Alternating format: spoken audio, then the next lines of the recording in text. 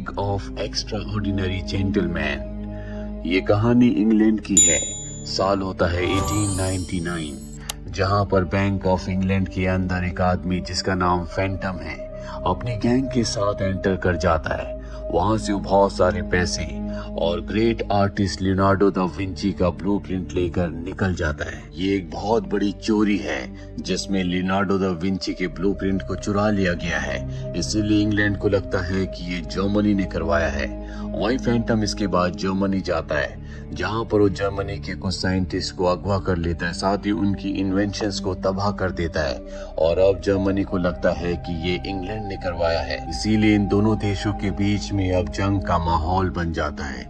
इसीलिए इंग्लैंड के high command का एक ऑफिसर जिसका नाम एम है, वो अपने एक आदमी को केन्या भेजता है ताकि वो वहां से एलन क्वार्टरमेन को लेकर आ सके, जिसने अपने वक्त में बड़ी बड़ी जंगें लड़ी हैं, जिसका निशाना चूक है।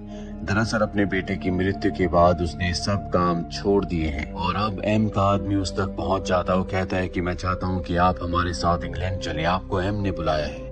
एलन साहब मना कर देता है, पर तभी यहाँ पर फैंटम के लोग आते हैं जो इनके ऊपर हमला कर देते हैं। एलन जिसका निशाना चूक है वो एक एक करके सबको मार देता है, लेकिन इस हमले में उसका दोस्त मारा जाता है। इसीलिए वो तय करता है कि वो फैंटम ग्रुप से बदला लेगा। वो इंग्लैंड आ जाता है जहां पर वो एम से मिलता है। एम एलन को बताता है कि इंग्लैंड के ऊपर पिछले कई सालों से हमले हुए हैं, लेकिन हम जानते हैं कि ये किसी देश ने नहीं करवाए, बल्कि फैंटम नाम का एक आदमी जो कि एक गैंग का लीडर है, वो ये हमले कर रहा है। और जल्दी वेनिस में एक बहुत बड़ी मीटिंग होने वाली है जिसमें पूरे वर्ल्ड के बड़े बड़े लीडर्स आने वाले हैं। फैंटम उन सबको एक साथ मारकर वर्ल्ड वॉर शुरू करवाना चाहता है, इसीलिए हम चाहते हैं कि तुम उसे रोको।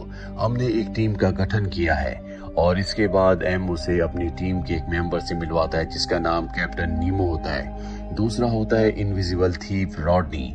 दरअसल एक केमिस्ट के मरने के बाद जिसने इनविजिबल होने का फॉर्मूला बनाया था, उसने उसके इनविजिबल होने के फॉर्मूले को चुरा लिया, जिसके बाद वो इनविजिबल हो गया। इनकी टीम की चौथी मेंबर वैम्पायर केमिस्ट होती है जिसका नाम मीना हार्कर है, वो भी यहाँ पर आ जाती है। पर इनका एक और साथी है जिसका नाम डोरियन ग्रे है, वो यहाँ पर नहीं आया होता, इसीलिए सब के सब उसके घर जाते हैं। पर डोरियन ग्रे इनका साथ देने के लिए मना कर देता है।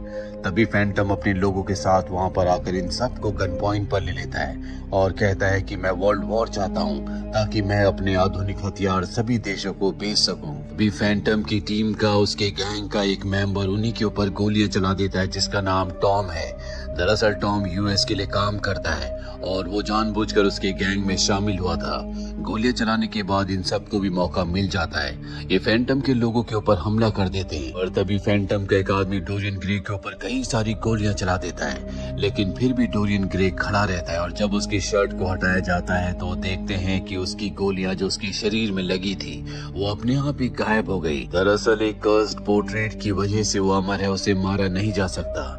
और अब जब फैंटम और उसके लोग इनकी शक्तियां देखते हैं तो सब के सब यहाँ से भाग जाते हैं। और अब डोरियन ग्रे और टॉम जो कि फैंटम की टीम में था, जो यूएस आर्मी के लिए काम करता है, वो भी इनकी टीम में शामिल हो जाते हैं। और अब भी एक और आदमी है जिसे इन्हें अपनी टीम में शामिल करना है, जो पेरिस में रहता है। इसीलिए बड़े से जहाज से, जो कि बहुत ज्यादा आधुनिक होता है, बहुत जल्दी ये पेरिस पहुंच जाते हैं, जहां पर इन्हें वो आदमी मिल जाता है। हालांकि वो इनसे भागने की कोशिश करता है, लेकिन किसी तरह से ये उसे पकड़ लेते हैं। यह आदमी किसी दानव से कम नहीं है, इसकी शक्तियां असीम है। एलन कहता है कि हम चाहते हैं कि तुम हमारा साथ दो, अगर तुमने ऐसा किया तो तुम्हारे ऊपर जितने भी कानूनी चार्जेस हैं वो सब के सब हम हटवा देंगे। इसके बाद तुम अपने शहर, अपने देश वापस जा सकते हो। और अब वो अपने असली रूप में आ जाता है। ये एक डॉक्टर है जिसका नाम हेनरी है, जिसका अपने एक्सपेरिमेंट्स की वजह से पूरी तरह से डीएनए बदल चुका है। कभी वो एक आम इंसान बन जाता है तो कभी वो दानव।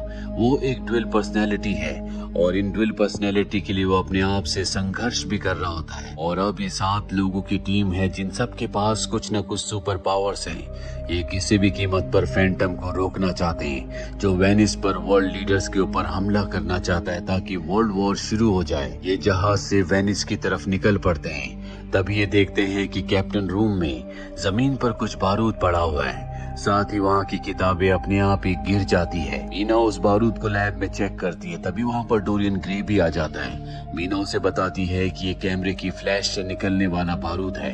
इसका मतलब ये है कि कोई इन पर नजर रख रहा है, कोई इस शिप को चुराने की कोशिश कर रहा है। लेकिन डोरियन उसकी बात को ज्यादा सीरियसली नहीं लेता। वहीं डॉक्टर हेनरी को दिखाया जाता है, जिनकी दूसरी मॉन्स्टर वाली पर्सनैलिटी बार बार उनके ऊपर हावी होने की कोशिश कर रही होती है, लेकिन वो उस पर्सनैलिटी को अपने ऊपर हावी नहीं होने देते। और जब वो अपने रूम में जाते हैं तो देखते हैं कि उनके फॉर्मूला की एक ट्यूब गायब है, यानी कि उनके फॉर्मूले को किसी ने चुरा लिया है। डॉक्टर हेनरी को इनविजिबल मैन के ऊपर शक होता है, क्योंकि बहुत देर से किसी ने उसे नहीं देखा होता। जल्दी वेनिस पहुंच जाते हैं, जहां पर एक बहुत बड़ा फेस्टिवल चल रहा है, लेकिन अब ये लेट हो चुके हैं, क्योंकि फैंटम के लोगों ने यहाँ हर जगह पानी के नीचे जो बिल्डिंग्स का बेस है वहाँ बॉम्ब लगा दिए हैं, क्योंकि उनके पास वेनिस का पूरा नक्शा है। और तभी यहाँ पर एक ब्लास्ट होता है, जिससे एक बिल्डिंग गिर जाती है। दरअसल फैंटम ने इस पूरे शहर की बिल्डिंग्स के नीचे बॉम्ब लगाए होते हैं, जिनका पानी के नीचे से शॉर्टकट रास्ता है, और ये रास्ता एक सीरीज में है। इसका मतलब बिल्डिंग्स एक एक करके सीरीज में ही टूटेंगी, और अगर इन्हें पूरे शहर को बचाना है, इन्हें उस बिल्डिंग में जिसमें अगला ब्लास्ट होने वाला है, उस बिल्डिंग में उस ब्लास्ट से पहले ब्लास्ट करना होगा, तभी ये सीरीज टूटेगी।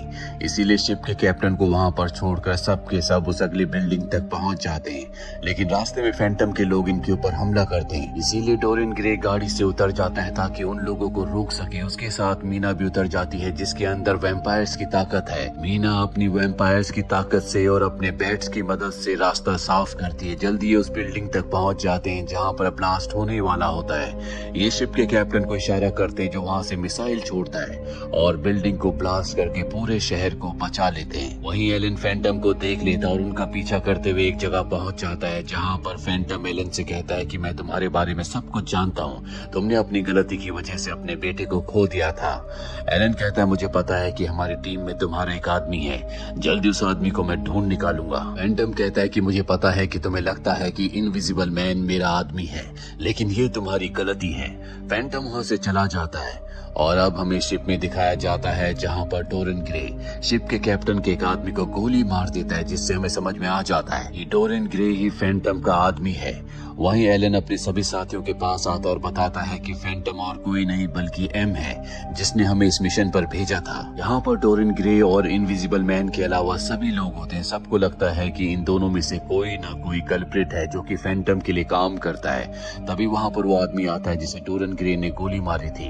वो बता देता है कि फैंटम का आदमी डोरियन ग्रे है, और इससे पहले कि ये डोरियन ग्रे को पकड़ते जो शिप के अंदर है, वो शिप के अंदर से एक छोटी सी सबमरीन निकाल कर वहाँ से भाग जाता है। अब इस सब के सब बहुत ज्यादा कंफ्यूज होते हैं। अगर एमी फैंटम है तो उसने इन सब की टीम क्यों बनाई, अपने खिलाफ इन्हें वेनिस मिशन पर क्यों भेजा। तभी जहाज में इन्हें एक वीडियो रिकॉर्ड मिलता है। जब ये उसे प्ले करते हैं तो उसमें फैंटम यानी कि एम होता है। एम इन सबको कहता है कि मैं बहुत जल्दी एक बहुत बड़ा हथियार बनाने वाला हूँ, जो तुम सब की शक्तियों से मिलकर बनेगा। इन सबको समझ में आ जाता है कि एम ने इन सबको इसलिए इकट्ठा किया था ताकि इनकी शक्तियों के बारे में पता लगा सके, इनके फॉर्मूलाज को चुरा सके, जिसके लिए उसने डोरियन ग्रे को, जो कि अमर है, उसे शिप पर भेजा था। और अब वो अपना काम करके यहाँ से निकल चुका है।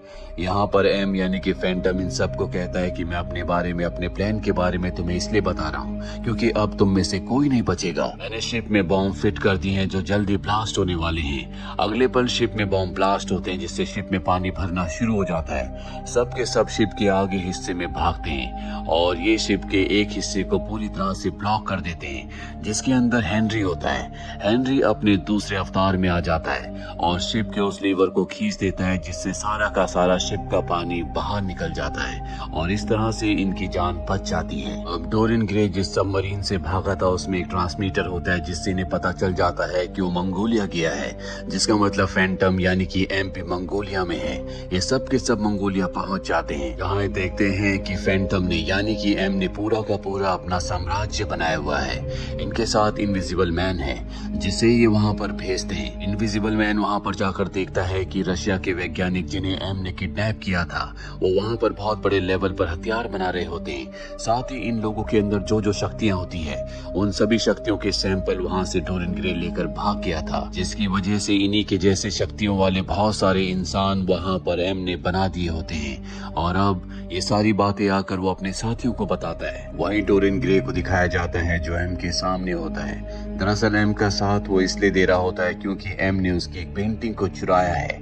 वैसे तो वो अमर है, उसे कोई नहीं मार सकता, लेकिन अगर वो उस पेंटिंग के सामने आ जाए तो उसकी मृत्यु हो जाएगी। इसीलिए डोरियन ग्रे उसका साथ देने के लिए मजबूर होता है। वहीं एलन की पूरी टीम अंदर दाखिल हो जाती है। इन्होंने प्लान बनाया होता है कि ये इस जगह को ब्लास्ट कर देंगे।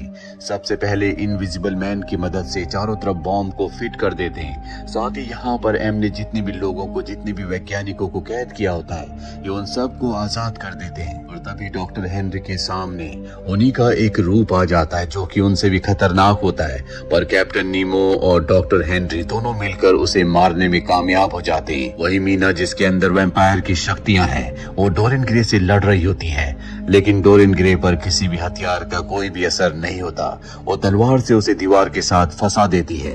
डोरियन ग्रे उस पर हंसता है और अगले पल मीना, जिसने उसकी वो पेंटिंग हासिल कर ली होती है जिससे उसे मारा जा सकता है, उसके सामने विजिबल कर देती है, जिससे डोरियन ग्रे की मृत्यु हो जाती है। दूसरी तरफ यूएस आर्मी का एजेंट जिसका नाम टॉम है, जो इन्हीं का साथी है, उसके ऊपर एक कवच पहना हुआ इंसान हमला कर देता है। वो उस आग से जलाने वाला होता है कि वहां पर इनविजिबल मैन आ जाता है, जो अपनी शक्तियों का फायदा उठाकर उसके सिलेंडर को तोड़ देता है, जिससे उसमें आग लग जाती है।